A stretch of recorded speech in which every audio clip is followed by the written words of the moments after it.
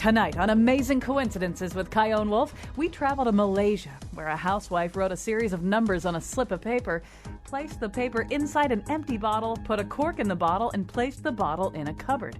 1 week later, she returned to the cupboard, opened the bottle, and there was the paper.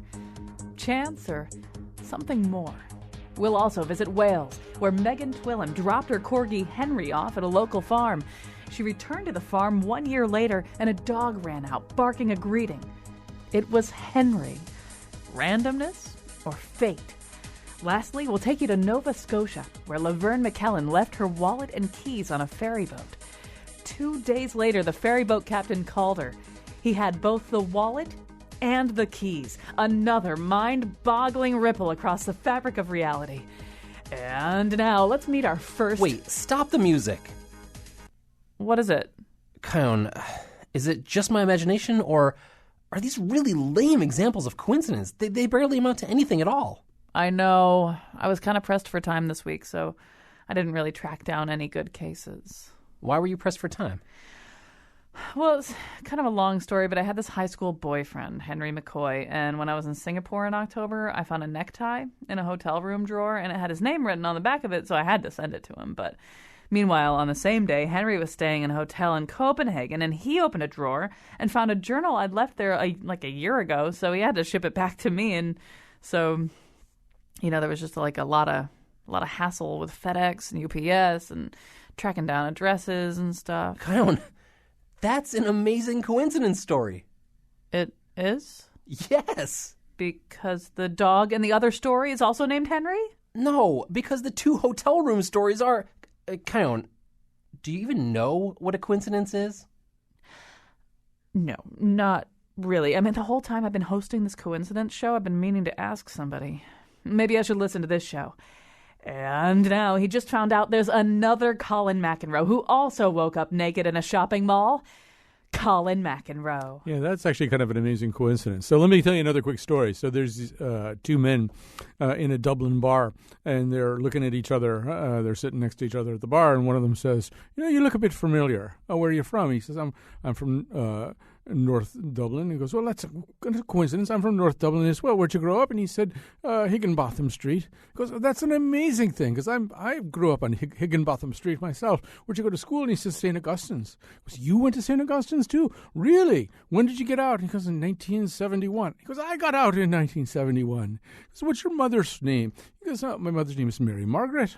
He goes, "Well, that's my mother's name too. This is an amazing coincidence. What did your father do for a living?" "Well, he was a pipe fitter down at the shipyards." He goes, "That's incredible. My dad too was a pipe fitter down at the shipyards. This is an incredible coincidence." And just then another fellow walks into the bar and says to the bartender, "Anything going on tonight?" And the bartender says, "Well, the Gogan twins are drunk again." So there's a story about people who think they're seeing coincidences when in fact they're not. But we see these things happen all the time. We have conversations about them all the time. They make up a huge fabric of our conversation. And sometimes they have frivolous meaning and frivolous consequences, and sometimes they have dire consequences. We'll talk to you today about, for example, someone sent to prison for the murder of her children based on sort of an unmathematical understanding of coincidence. We'll talk to you about decisions that get made to ground planes because too many of them have crashed right in a row. We make decisions like this all the time without necessarily understanding, A, how the math of it works, and B, how our own minds process this kind of information. So we've gathered some guests here to talk to you today. And so joining us right now is David J. Hand. He and one of our other guests are joining us from studios in London. He is Professor Emeritus of Mathematics at Imperial College in London, as well as a Fellow of the British Academy. He's the author of The Improbability Principle, Why Coincidences, Miracles, and Rare Events Happen Every Day. Magda Osman, a Senior Lecturer in Experimental Cognitive Psychology at Queen Mary University of London, is by coincidence in the very same studio. Actually, we invited both of them there, but she's the author of Future Minded, The Psychology of Agency and Control. A little bit later, we're also going to talk about how all of these things play out in one of their favorite petri dishes, and that, of course, is the world of gambling. But we're going to talk about everyday life and not so everyday life. To begin with, you can tweet us at WNPR Colin. So let's get the conversation going right now, and I'm going to start with David J. Hand. And it's usually good, I think, to start with some kind of case in point, some kind of object lesson that we can go through. So you begin your book with a story about Anthony Hopkins and a project he's working on and a book that he needs. And that's as good as a place to start, I think, at just walking us through some of the principles that need to be invoked here. So David J. Hand, tell us the story again about Anthony Hopkins. Okay, so Anthony Hopkins was starring in a film of the book The Girl from Petrovka, and this was some years ago, and he travelled down to London to buy a copy of the book, but he couldn't find a copy of the book, so he gave up, and he was sitting near a tube station waiting for a tube to take him home again, and he looked at the seat next to him and saw that there was a book there. He picked it up and saw it was, in fact, a copy of the book The Girl from Petrovka. But there's in fact more to it than this. He looked through the book and there were annotations in it. And later, when he met the author, George Pfeiffer, he showed him the book. And it turned out that this was the very same book that the author, George Pfeiffer, had been annotating to convert the British language into American spellings. And he had lent it to a friend who had lost it somewhere on the tubes 6 months before Anthony Hopkins found it, and somehow the book had found itself through space and time right next to Anthony Hopkins and back to George Pfeiffer. So when we tell each other these stories, often a phrase that we use without really expecting an answer to it is, what are the odds? What are the odds of this happening? But in fact, that's a question that you really do want to explore, right? What are the odds of something happening, and do those odds make it completely improbable? Yeah, that's the key question, of course. Now, for this particular incident, this happening to Anthony Hopkins, George Pfeiffer, the girl from Petrovka, very, very small. But if you put it in a broader context, if you put it in the context of all the books which are lost and found and so on, then it becomes not all that surprising that this sort of incident, this sort of coincidence occurs sometime. In fact, there seems to be a sort of subgenre of coincidence stories relating to lost and found books. Yeah, actually, I've read other ones as well. So now we're getting in. There's sort of two principles at the beginning of your book that clash up against, or they don't clash, they rub up against each other. They exert some friction on each other. One of them is what you call the improbability principle. I mean, you've just alluded to it, but explain what it is that you mean by it. Yeah. In a sentence, the improbability principle says that highly improbable events are commonplace. They happen all the time. And superficially, at first, that sounds like a contradiction. You know, if things are improbable, how can they happen very often? It doesn't seem to make sense. But in fact, it does. And what the book does is tease apart why this is the case. And it does it through 5 basic sort of mathematical, probabilistic, scientific laws.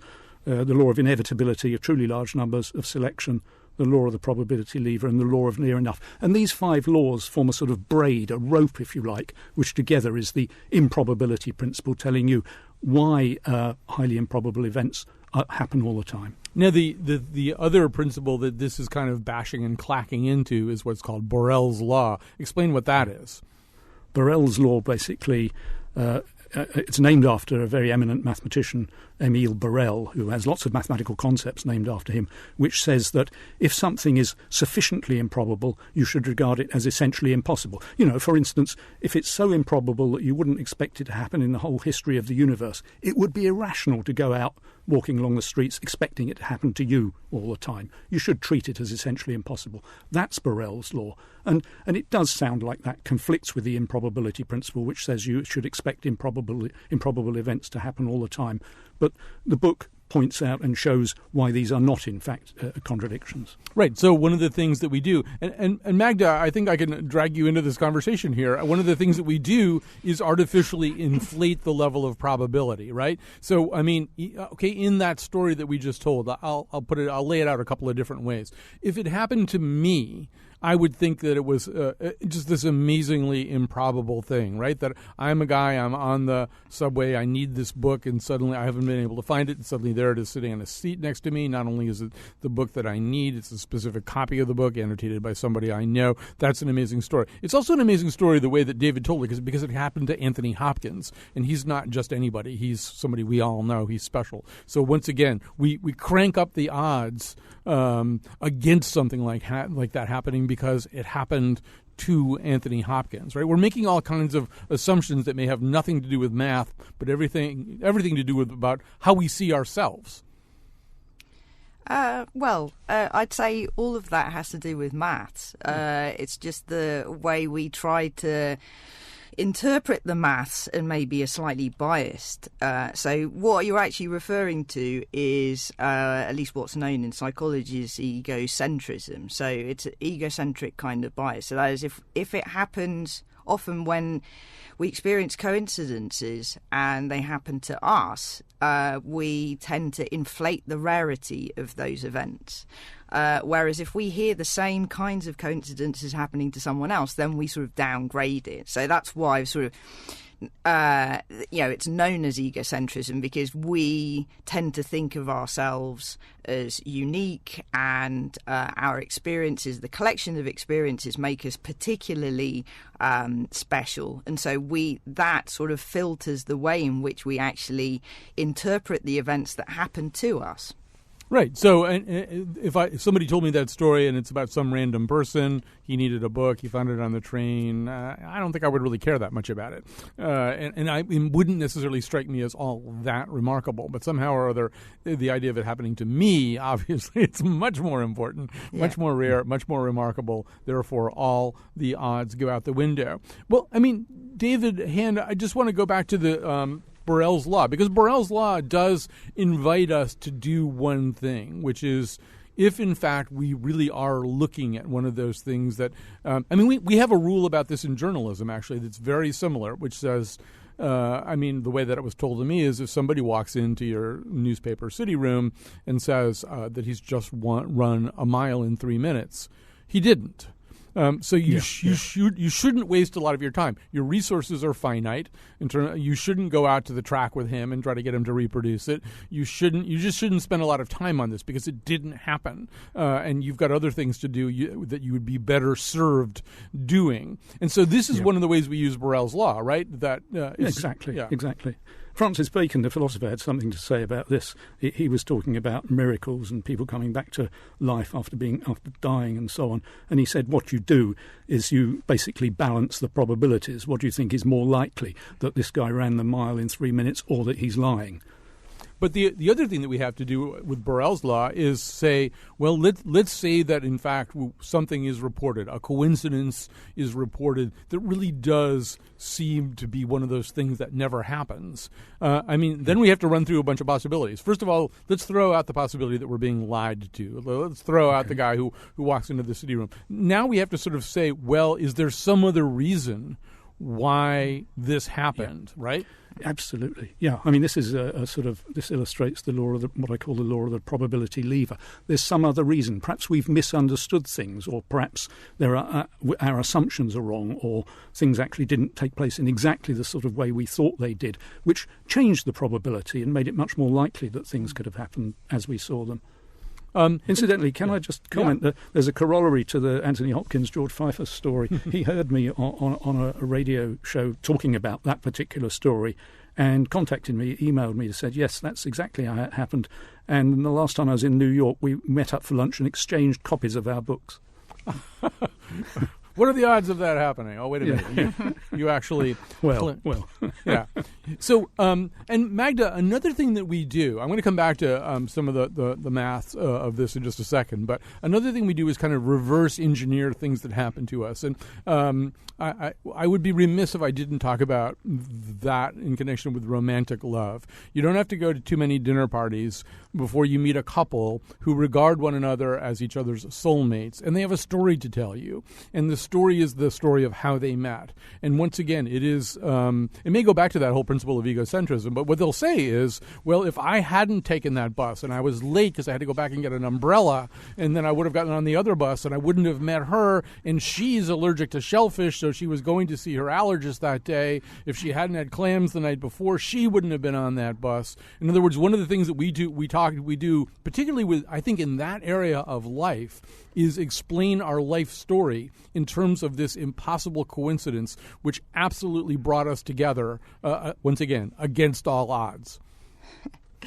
Well, yes. So what happens in those kinds of instances, and actually I'd argue that doesn't count as a coincidence, No. because what will typically happen is I mean, it's actually quite an important point, because in those kinds of instances we're coming up with a causal explanation. So we're saying fate is the thing that brought us together. I mean, whether generally we think that that's a plausible mechanism or not is a separate issue. But for the point of what you count as a coincidence, I might not count as a coincidence. So you might sort of think, oh, well, that's laughable. All of these sort of sequences of events, they're just chance events. They're just combinations of chance. Whereas from my point of view, I've explained that away as, fated romantic love. So I've already come up with an explanation. So I'm not going to see that as a coincidence. I'm going to see that as we're determined to actually be together. So what kind of model of the world, so how my sets of beliefs are used to explain things, is going to determine whether I see things as coincidental or not. There are so events. So, for instance, let me put it this way. Say I had a dream, and in the dream there was the train crashed, which I usually take in the morning to work. Now, the next day I get up late and then I missed the train and the train crashed. Now, so if I had a belief of the world in which premonitions exist, and I actually believe that premonition type dreams are there, then I wouldn't see that as a coincidence. That's merely evidence to suggest that actually I was right in thinking that dreams can predict the future. Now, if I don't actually have that kind of representation of the world, then I'm going to see this as something very different. So I might interpret this as just, wow, that's an amazing coincidence. That's just a series of chance events that happen to be very fortuitous for me. So what kind of mental sort of explanations we come up with, what kinds of beliefs we have, are going to determine whether we see a series of patterns of very rare, unique events as coincidence or not. Well, it's so wonderful.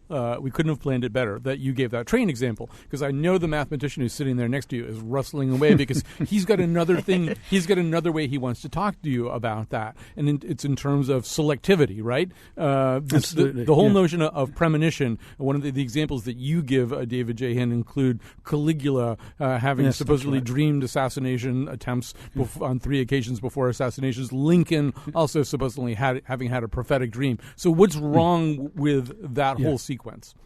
So that's a great example that Magda's given. What it fails to take into account is, I mean, not her explanation, which is spot on, but what the general sort of discussion fails to take into account is the number of times you've had a dream that the train would crash and then it didn't. And there's no particular reason for you to remember those dreams. They're just dreams which pass. But if then it happens, then you put the two together and you think, wow, what an amazing thing. I had a premonition. My dream was premonitory. But you don't notice all the other things which didn't predict the train crash.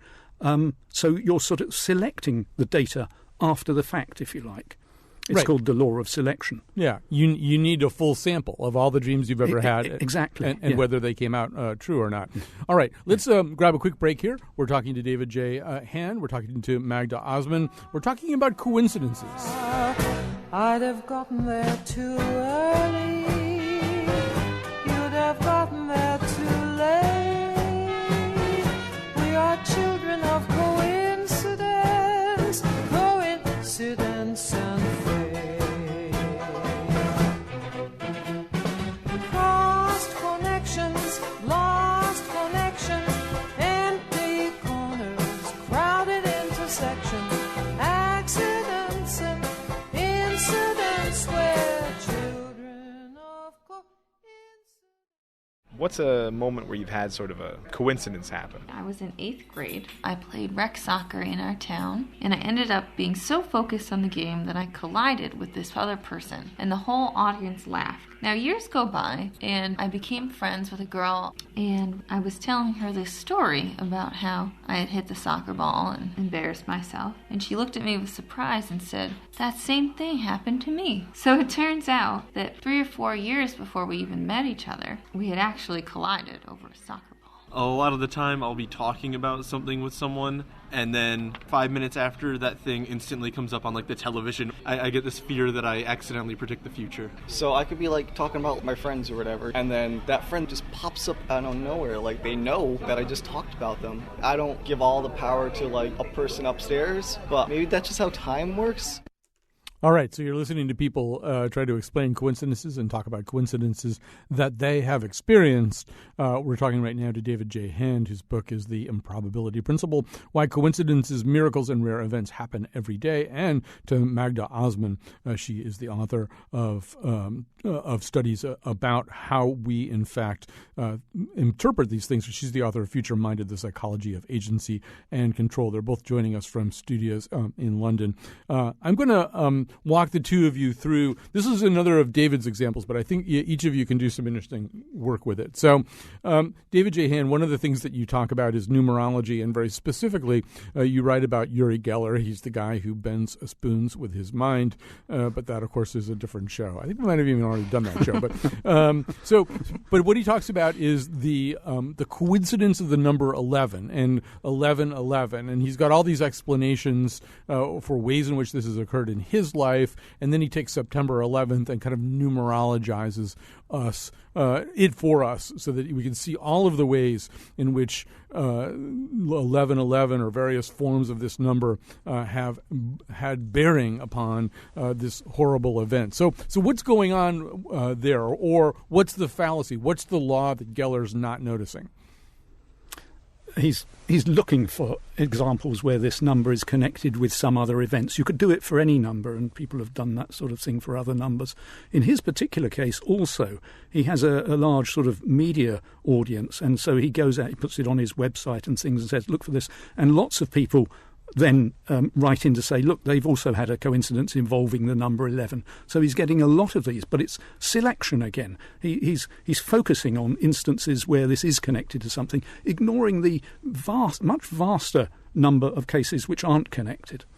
Okay, and the other thing that's happening, Magda, is we all want control over our environment, right? We want to know that life isn't completely random, and we want to know that if we knew everything, or if we knew a certain amount of arcana, maybe we wouldn't be in the building that gets hit by the planes. Maybe there are actual ways of knowing things, or maybe there's some kind of divine or occult hand that affects all this, so it's not completely meaningless. Are these the things that sort of kick in and make a claim like Geller's attractive to people? Let me answer this question by maybe getting to the point of what, at least psychologically, counts as a coincidence. And so I would argue, actually, that our experiences of coincidences are part and parcel of our psychological makeup. So that is that they help. So the way we make sense of the world is by detecting regularities. So regularities carry very important information because they tell us something about the structure of the world. So what we're doing is trying to make sense of the world around us. And as you say, it's important to actually make sense because then you can control what goes on around you. So that's why those things are actually important. Now, what happens with a coincidence is you're detecting a regularity. It might be particularly rare or sort of unique or interesting and surprising to you. Now, the first thing that happens, or at least mentally, is that you're going to sort through your brain to try and make sense of what caused that to happen. Now, the point at which you can actually come up with an explanation for those very rare and interesting events means that it's not a coincidence. At that point, you're actually given an explanation. Now, the point at which it becomes a coincidence, at least psychologically, is that any causal explanation you come up with is less likely or seemingly less plausible than chance. And so then what happens is you say to yourself, wow, okay, that was a coincidence. I mean, Sometimes they're mundane, and sometimes they can be incredible. And the incredible ones are the ones that really force us to actually think, wow, what's going on in the world? So it's things like the kinds of things that Uri Geller might be picking up and sort of trying to make into something that's seemingly interesting and revealing of special forces in the world, that seem incredible, that then invite a lot of discussion. So if they're sort of very mundane kinds of events that happen, they're actually low probability events but don't seem particularly interesting, then we're not really going to sort of have a discussion about them because no one really cares. It's just the elaboration of possible insights into the structure of the world that then become interesting for all of us. Right. And back to that egocentrism point, we heard one of the speakers there on the interviews on the street that came back as we came back from that break, and the guy was sort of saying, well, I think about something and then I see it on television and I wonder if I caused it. That's sort of the Truman Show hypothesis, right? That all of reality is somehow or other a reflection of what's going on with me. Indeed. Can I just say that I entirely agree with what Magda just said. I sometimes say that coincidences are part mathematics, part human. To be a coincidence, it's got to have some sort of meaning to the person observing it, or they just don't notice it, if you like. All right, we've got a call here and we've got a tweet, and I think they may kind of go together, and I know that they do touch upon something that David says in his book. So let's try this. David from Wallingford, hi, what's on your mind? Hi, David. Hi, Magda. And hello, Colin. How are you guys doing? We're fine. Hello. So I'm trying to manufacture my own coincidence right now, I guess. For the past 3 or 4 months, I've been doing hikes 3 or 4 times a week at Sleeping Giant, and I'm currently right there. And the challenge I have to myself is I would like to be hit in the head with an acorn, and it just hasn't happened. All right, so we can actually help you there. And David, I'm going to take that and I'm going to fold it into a tweet that we've received that is it's almost ripped from your book. Michael tweets, Lee Trevino, he's a famous golfer, got hit by lightning 3 times. Doesn't get much better than that. Actually, that has 2 things from David's book, because there's a lot of golf in David's book, and people getting hit by lightning. So there's some things going on here. David wants to be hit in the head by an acorn, and we know that people get hit in the head in very odd ways. One of the things you mentioned in your book is a tragic instance in which someone fires a gun into the air and the bullet lands on someone else's head and kills them, right? So what can we tell David about getting hit in the head by something? Or struck by lightning, for that matter. Yeah. So shooting a bullet into the air and having it land on someone when they come down is, again, a product of the law of truly large numbers. This happens a lot. People shoot a lot of bullets into the air, and sooner or later they're going to hit someone when they come down. And when that happens, of course, it's reported. The Lee Trevino and the acorn examples, the reason, of course, that Lee Trevino has been hit by lightning 3 times is because he keeps presenting himself with an opportunity to be struck by lightning. For people like us who work in offices or sit in recording studios or whatever, the chance of getting struck by lightning even once is very, very slim, let alone 3 times. But Lee Trevino wanders around in open golf courses with metal rods in his hand. He's just asking for it, in a sense, so that's not surprising. But that tells you how the other David can increase his chance of being struck by a falling acorn. What he's got to do is spend a lot of time hanging around underneath oak trees. Well, the other thing that's in there, I think, if I understand your work correctly, David Hand, is the law of inevitability. I mean, we know that things do happen, right? We know that acorns fall and hit things. We know that lightning strikes. That's among these 5 laws that make it possible for or make it the case that the improbable is actually rather commonplace. Is certain, in fact. Yeah. I mean, I think one of the examples I give in the book is the straightforward one. The chance that a golf ball will land on any particular blade of grass is very small, but it's certain to land on some blade of grass. And I think I quote an Australian astronomer named Vlahos, who's describing a NASA satellite falling to Earth, and who says, it's very difficult to tell exactly where it will land, but we're certain that it will land somewhere. And that really sums up the law of inevitability. Yes, he's right. It's certain that it will land somewhere. It's inevitable. Now, Magda, when we run into Borel's law, we run into this moment where something that should never happen, something that's so improbable that it should never happen, it happens. So we've got a bunch of different options here. I mean, when we've ticked through a few of them, the Truman Show option, the possibility that we could call David Hand and say, what am I missing here? Which mathematical law have I failed to notice that made this more likely than never, because it did happen. But another thing that we can do is simply believe, right? I mean, you divide people up between believers and skeptics. Talk about that. Yes, but I'm not making a value judgment of either. So let's just put it this way. I'm not. I could get into very sticky ground very quickly if I start saying who's irrational and who isn't. So just one point to follow up on the acorn story. So what wouldn't count as a coincidence is if the hiker's going around and he's sort of standing under enough trees that eventually, as he's thinking about an acorn falling on his head, the acorn falls on his head. And you think, well, you've sort of increased the chances of it happening, but it's sort of a very, very lame coincidence, if you want to call it that, because you already are increasing the chances of it happening. So it's not rare, it's not surprising. You're almost you can explain it away. Now, what would be surprising is if he'd only just happened to have thought about it once.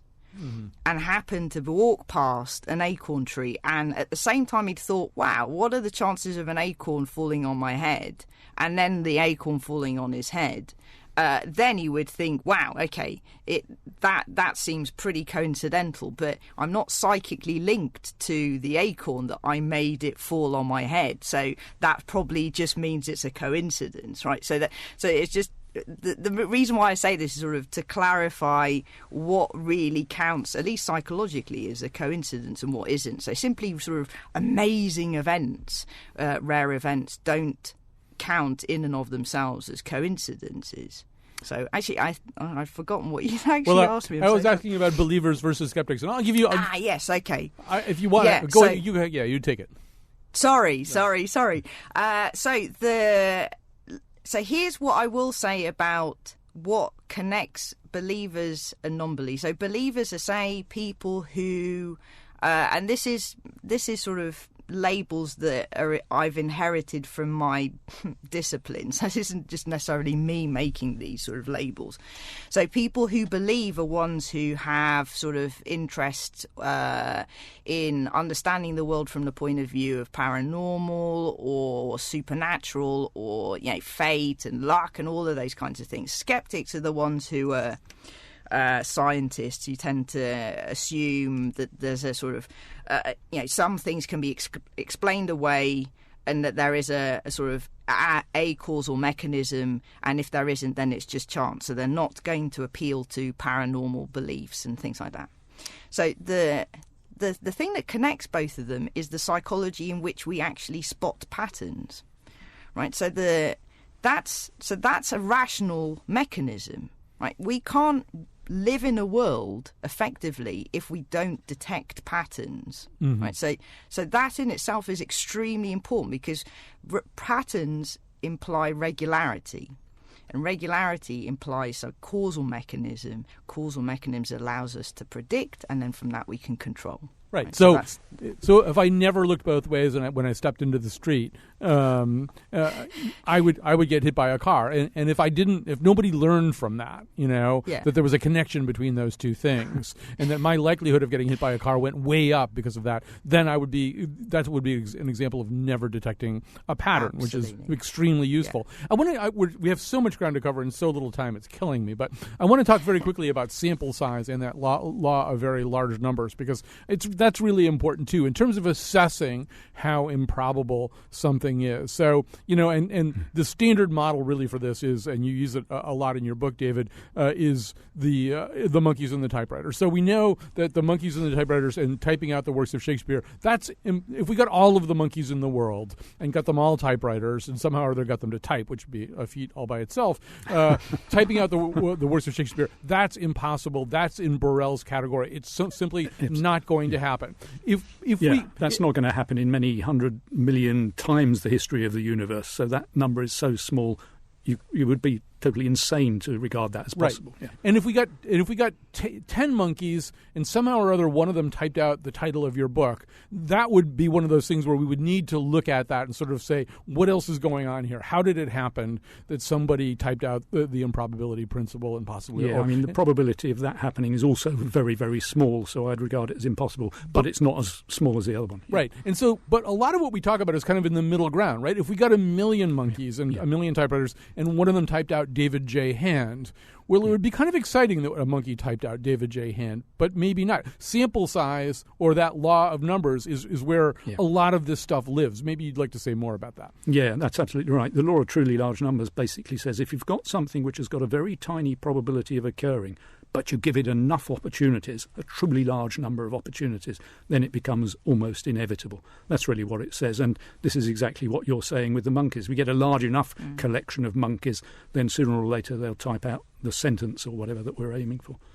I just want to give one other why are we talking about this? I want to give one really serious example of this, and then we're going to take a break. We're going to come back. Magda and Mark Bowman are going to walk you through all of the things that your mind does when you gamble, and all of the things that you don't really maybe quite understand about what's happening when you gamble. But before we do this, David J. Hand, one of the wrenching and very serious examples in the book involved the case of a woman who was sentenced to life in prison for murder because 2 of her children consecutively had died of sudden infant death syndrome. And the testimony at the trial talked about the improbability of this happening and just by chance. In other words, once again, what are the odds that this just happened, that there was no agency involved, that she wasn't a murderer? And it's pretty likely that argument made a trial convicted her. And you talk about how that argument failed to understand some of these basic principles we're talking about. I'll let you pick up the story there. Yeah, that's absolutely right. It was a woman, a lawyer named Sally Clark, in fact. And when she was tried after her 2 children had died, evidence was produced by a medical doctor, not a statistician, who basically multiplied together the events that each child would die, regarded them as independent events. That was a mistake. He'd fundamentally understood the nature of the mechanism, if you like. If you corrected for that and did the correct correct probability calculation, the balance of probabilities shifted from her being more likely to have committed murder to more likely to be innocent.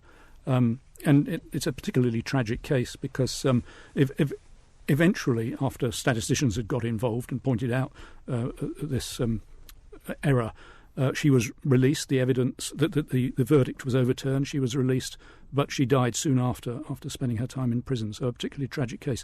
Not the only case like that. There was a similar sort of case involving a nurse called Lucia de Burke in the Netherlands who happened to be present when a number of patients died. And again, an elementary probability calculation, I should say, miscalculation, based on that, produced the chance that she would have been present at all those deaths as one in like 340-odd million. But again, it was a mistake. It didn't take into account all the mechanisms involved. And if you did the correct probability calculation, it comes out to be 1 in 25. And her guilty verdict was also overturned when the correct probability calculations were done. This is an example of the law of the probability lever, which basically says slightly incorrect assumptions or your theory being slightly incorrect can have a dramatic impact on probabilities. All right. Well, we're going to take a quick break. At the end here, we're going to take you, metaphorically anyway, to the gambling casino, where some of your ideas about probability may not work all that well.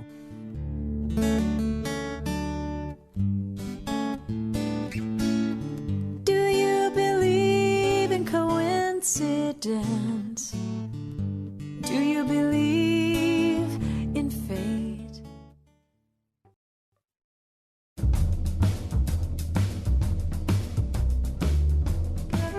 Okay, monkeys, as you know, we've gathered an infinite number of you so that you, on an infinite number of typewriters, can produce the works of Shakespeare. How many of you are really psyched up about this project? All right, I've been getting a lot of questions from you about bathroom breaks. Basically, it's every 4 hours, and please do actually use the bathroom, okay? And just to be totally clear, you're all waiving the worldwide right to publish in other formats, in other languages, including formats readable by the visually impaired, the right to give third-party permission, and the right to enter into agreements with reproduction rights organizations for the collective licensing of rights. Okay? Okay, so noted by screeching. Okay, one last thing. Although we do have an infinite number of monkeys, we're a little short on typewriters. We've got basically 2 options. How many of you would be willing to double up on a typewriter? And how many of you would be willing to go to Brooklyn right now and steal all the typewriters the hipsters have? All right, that's a consensus. Today's show is produced by Josh Nalea and me, Kyone Wolf. Our interns are Nate Gagnon and Zachary LaSala. Greg Hill appeared in the intro, and there's also a guy who tweets for us at WNPR Colin, and his name is Greg Hill, too. The part of Bill Curry was played by Bill Curry. Oh, my God. For show pages, articles, and audios of the staff of Here and Now trying to figure out whether it would be a coincidence if something was both here and now, visit our website, WNPR.org/Colin. And now, back to Colin. All right, so we've been talking to David J. Hand, author of The Improbability Principle, and Magda Osman, author of Future Minded, which is about the psychology of agency and control. We're adding to the conversation Mark Bowman. He is chair of the Mathematics and Computer Science Department at Albion College in Michigan. He is the author of Basic Gambling Mathematics, the numbers behind the neon. So he joins us now here in a state that has 2 casinos. So Mark Bowman, the world is full of people who are going to the casinos, and they're going there not probably understanding a lot of the math that you understand. And what they do think is that somehow or other they can influence the outcome. They can do better. They can beat the house somehow. So what are the biggest mistakes they make? What are the biggest misassumptions that they have? I think part of it is, as I tell my students, not understanding that the casinos don't pay their light bill by giving away a lot of money to winners. The games are all rigged against them. That's how the rules of the game and the payoffs are set, so that the casino has an advantage going in.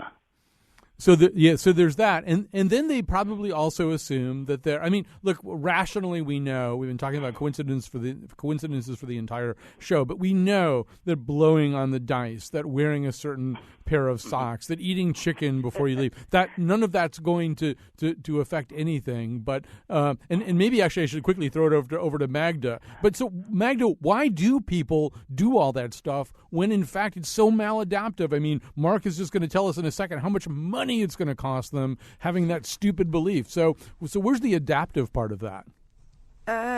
Yes, actually, it's interesting that you say that there is an adaptive element. So, as I said before, the interesting thing about how we try to understand the world and work within the world is to try and predict what's going on, and then from that to try to control what's going on. So our sense of agency is extremely important because we have to feel as if we have a capacity to affect the world around us in order to predict and control it. So now the odd thing that happens is when we're in sort of these kinds of particular situations where there's zero contingency, so this is sort of gambling scenarios where, what actually happens and what you do is completely disconnected.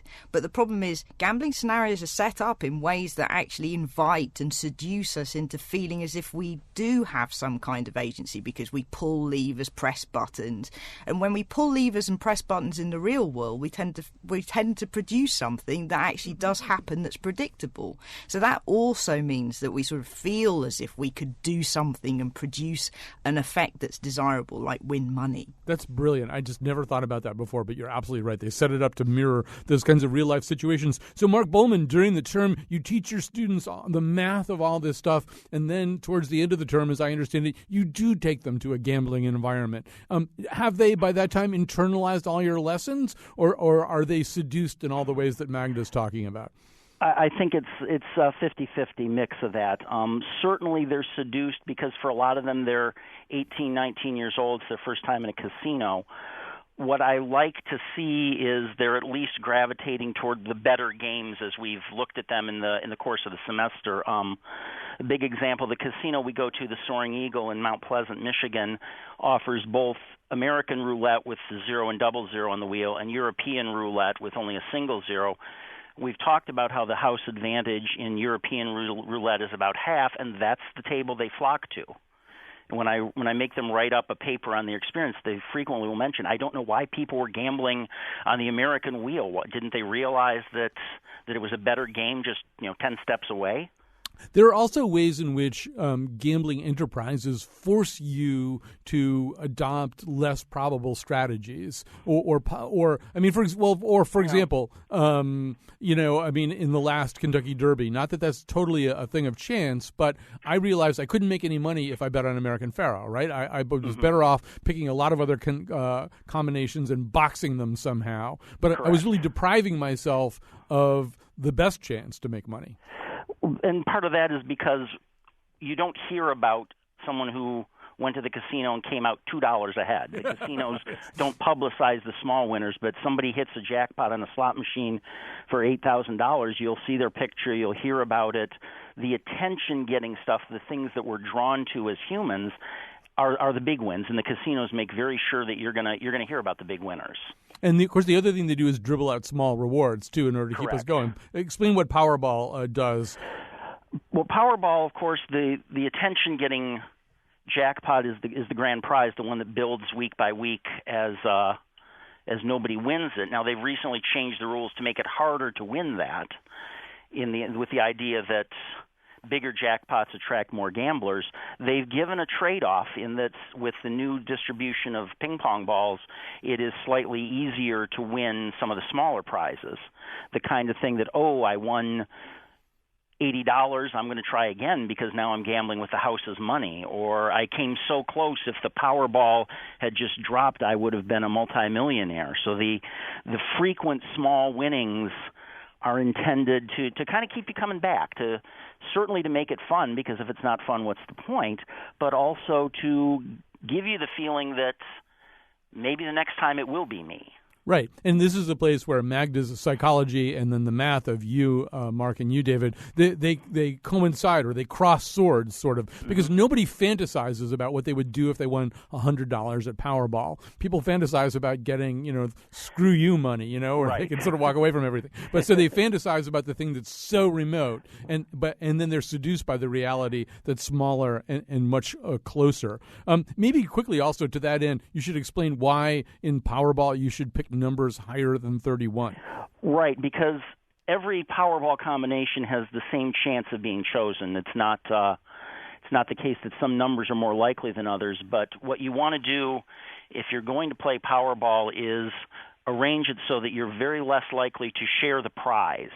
And the way to do that is to pick a set of numbers that nobody else has chosen. Many, many people will pick numbers based on birthdays. My mother doesn't play Powerball, but if you ask her, she'll say she uses 3, 9, 20, 24, 30, and 31, which are the birthdays of her 6 children. And if a lot of people are betting birthdays, if a lot of birthdays hit, there's the increased chance that you're going to have to share the prize. Now, $100 million split 2 ways is still a lot of money, but it would be better not to have to share. So in picking lotto numbers, you want a higher sum, and basically one number less than 31 is all you can really justify if you want to avoid sharing the money. David J. Hand, really quickly, because we're running out of time, but one of the things you cover in your book are these quote-unquote scandals in which 2 different Powerballs come up with the same 6 numbers, or 3 days apart the same Powerball comes up with the exact same 3 6 numbers. That's impossible, right? Right, except for, again, it's the law of truly large numbers. If you look at the number of lotteries there are around the world, which are drawn week after week, sometimes day after day, you would expect this sort of thing to occur. And there are several recorded incidences when they have occurred, But exactly as you say, when they do, they tend to provoke a sort of media storm and possible accusations of fraud, although you should expect that sort of thing to happen occasionally. All right, we're absolutely out of time. David J. Hand's book is The Improbability Principle. Magda Osman's is future-minded. Never play poker against Mark Bowman. He is the author of Basic Gambling Mathematics, The Numbers Behind the Neon. I wouldn't even sit at the same blackjack table with him. Thanks to all of you, and thanks to Josh Nalea for conceiving this show. I guess you must have picked up your phone. Hey, coincidentally.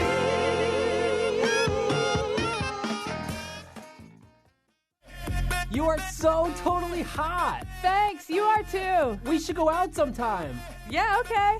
Let me get my phone. Do you think I could have your number? Huh. That would be such a coincidence.